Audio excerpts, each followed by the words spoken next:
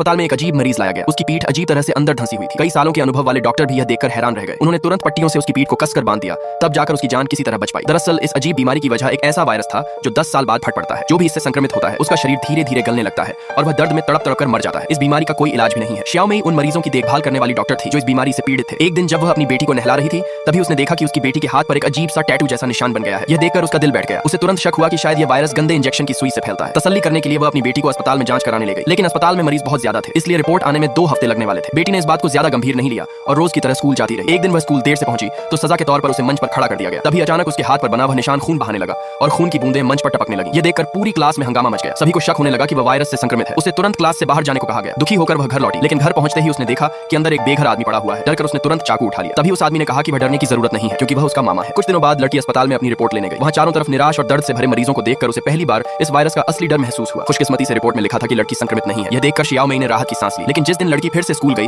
उसी दिन उसके हाथ का निशान अचानक फिर से फट गया और खून टपककर बास्केटबॉल पर गिर गया। पूरी क्लास डर से कांप उठी। टीचर ने तुरंत वह बॉल उठाकर कूड़ेदान में फेंक दी और स्कूल ने लड़की को घर भेज दिया और पढ़ाई से रोक दिया। जब शियाओ मेई दोबारा अपनी बेटी की जांच कर रही थी, तभी अचानक लड़की के मुंह से पत्थर जैसे पाउडर निकलने लगे। ये देखकर शियाओ मेई घबरा गई। वह पागलों की तरह इलाज ढूंढने लगी, लेकिन इस वायरस की कोई दवा नहीं थी। आखिरकार उसने अपनी बेटी को घर में ही अलग करके रख दिया। कुछ दिनों बाद उसका मामा भी इस वायरस से संक्रमित हो गया। शियाओ मेई दवाइयों से किसी तरह उसकी जान बचाने की कोशिश करती रही, लेकिन आखिरकार वह ज्यादा समय तक नहीं टिक सका और दर्द में तड़पते हुए मर गया। इतने दुख और संघर्ष के बाद शियाओ मेई ने एक फैसला लिया। वह अपनी बेटी को लेकर अस्पताल छोड़कर कहीं दूर चली गई। यह कहानी हमें बताती है कि जब समय गिनती का रह जाता है, तब हर पल को प्यार से भरकर जीना ही सबसे जरूरी होता है। कभी कभी जिंदगी रेत की तरह होती है जिसे हम पकड़कर नहीं रख सकते, लेकिन प्यार अंत तक साथ निभा सकता है। यहीं पर फिल्म खत्म होती है।